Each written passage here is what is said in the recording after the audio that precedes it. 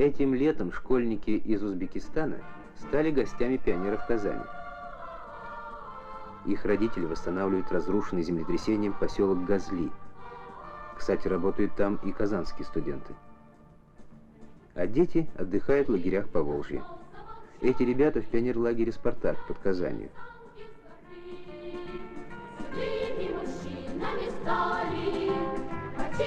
Военной поры написаны новые книжки, и звездные манят миры.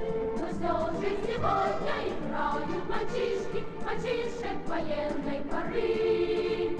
Но все же сегодня играют мальчишки, мальчишек военной поры.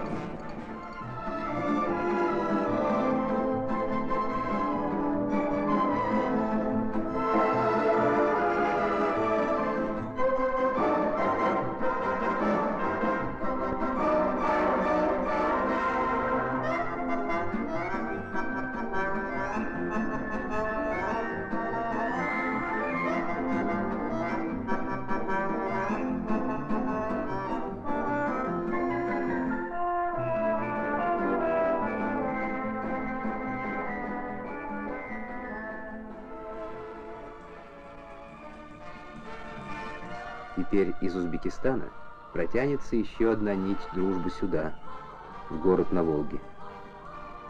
А это снимок на память, на добрую, долгую память о настоящих друзьях.